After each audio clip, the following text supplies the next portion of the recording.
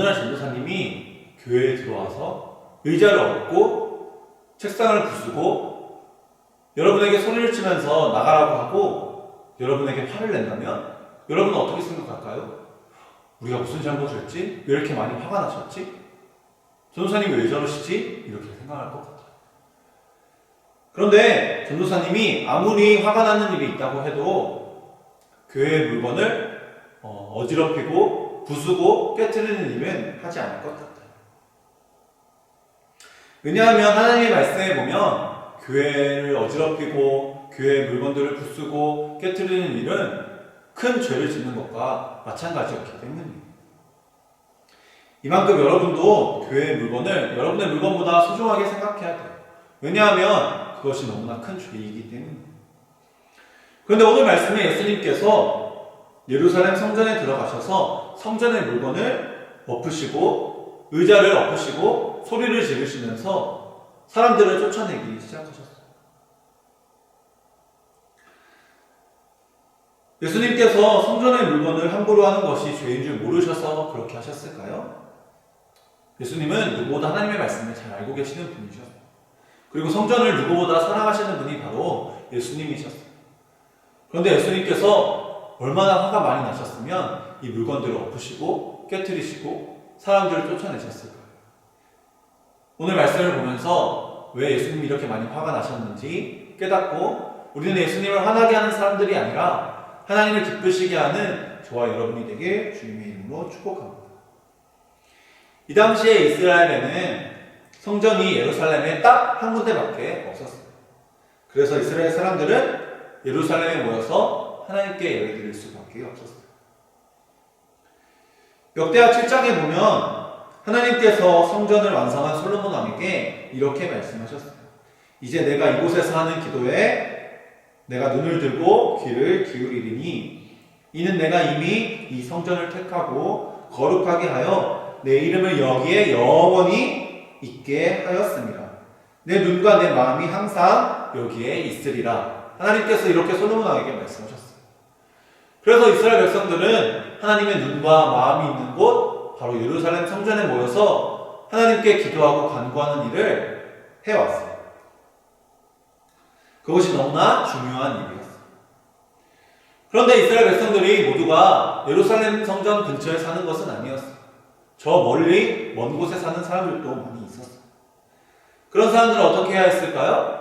그 멀리서부터 하나님께 예배하기 위해서, 기도하기 위해서 하나님이 계시는 성전에 올 수밖에 없었어요. 그런데 그들이 몸만 오면 괜찮은데 문제는 그들이 재물들도 들고 와야 한다는 것이었어요. 그리고 그 하나님께 드릴 재물들이 상처 없고 흠 없고 깨끗하고 거룩한 재물이어야 했어요. 그래서 멀리서 오는 사람들은 성전 근처에서, 성전에서 그 재물들을 사기 시작했어요. 성전에서 하나님께 드릴 재물들을 팔기 시작했어요. 처음에는 사람들이 하나님께 최고의 것을 드리게 돕기 위해서 재물을 팔았어요. 그렇지만 점점 더 예배를 위한 성전이 아니라 욕심과 속임수로 가득한 성전이 되어버렸어요.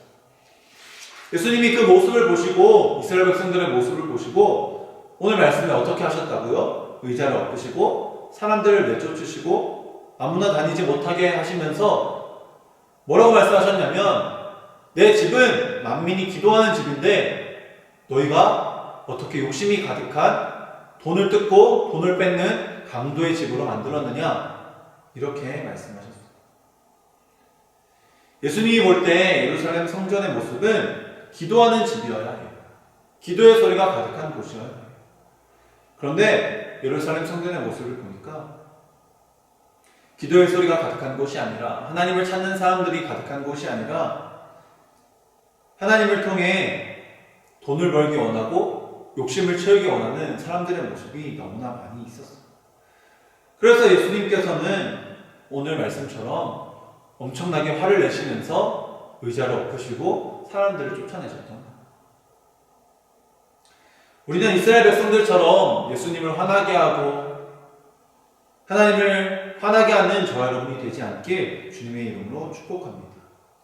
우리는 주님을 화나게 하는 사람이 아니라 하나님을 기쁘시게 하는 그러한 예배자들이 되어야 합니다.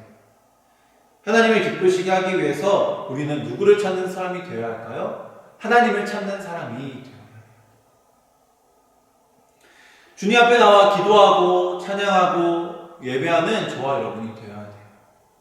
하나님을 기쁘시게 하는 사람들의 모습은 바로 그런 사람들이에요. 그런데 저와 여러분의 모습을 돌아보았을 때 과연 저와 여러분이 하나님을 기쁘시게 하는 사람들의 모습이었나요? 그러지 못할 때가 너무나 많았던 것 같아요.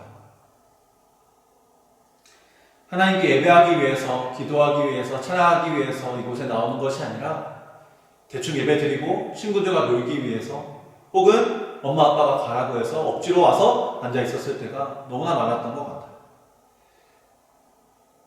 하나님을 찬양하는 일에 기쁘고 감사함으로 찬양하지 못하고 옆 사람의 눈치를 보면서 쭈뼛쭈뼛 기어 들어가는 목소리로 찬양할 때가 너무나 많았던 것 같아요.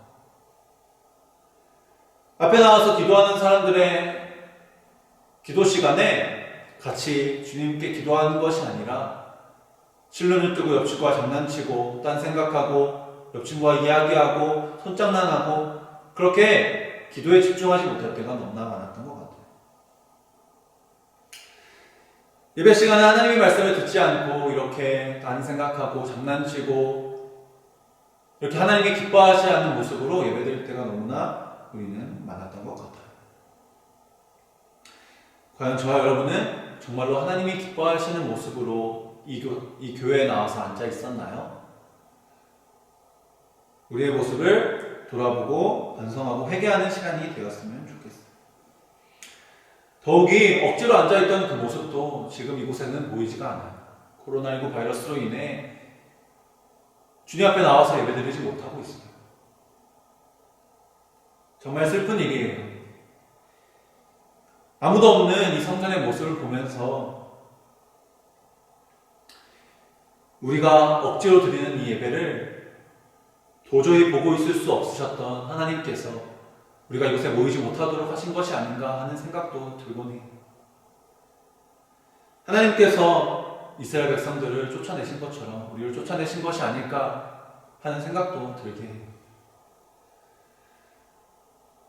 과연 여러분의 모습은, 여러분의 이 교회에서의 모습은 어떤 모습이었나요? 우리가 아벨처럼 하나님이 찾으시던 하나님을 기쁘시게 하는 예배자의 모습이었나요? 아니면 가인처럼 예배는 드리지만 죄를 짓고 하나님을 슬프게 하는 하나님이 받지 않으시는 예배를 드리는 사람들은 아니었나요? 전도사님은 우리 면목교회 아름고 친구들이 다시 이곳에 모여서 하나님을 기쁘시게 하는 기도를 하고 하나님을 기쁘시게 하는 찬양을 하고 말씀을 듣고 마음에 새겨 열매를 맺는 하나님을 기쁘시게 하는 순종의 사람들이 되게 주님의 이름으로 축복합니다. 우리 모두가 예수님을 화나게 하는 사람이 아니라 하나님을 화나게 하는 사람이 아니라 우리가 이곳에 모여서 하나님을 기쁘시게 하고 하나님의 축복을 받고 하나님과 함께 영원히 하나님의 나라에서 살아갈 수 있는 우리 연목교 아름고 친구들에게 주님의 이름으로 축복합니다. 그것을 위해서 전도사님이 기도하도록 하겠습니다. 사랑의 하나님, 우리를 용서하여 주시옵소서. 우리의 모습은 하나님을 기쁘시게 하는 모습이 아니라 의자를 엎어버리고 싶을 만큼 사람들을 쫓아내고 싶을 만큼 기도 소리가 가득한 것이 아니라 하나님께 찬양하는 찬양의 소리가 가득한 것이 아니라 예배의 소리가 가득한 것이 아니라 억지로 앉아있는 딴 생각하는 육신의 사람들의 모습이 너무나 많았습니다. 우리를 용서하여 주시고 우리가 다시 이곳에 모여서 하나님을 찬양하며 하나님께 기도하며 하나님께 예배드릴 수 있는 우리 연목교회 아름보가 될 수 있도록 주님 축복하여 주시옵소서. 하나님이 찾으시는 예배자가 이곳에 모여서 하나님이 기뻐하시는 예배를 드리는 우리 연목교회 아름보가 될 수 있도록 주님 축복하여 주시며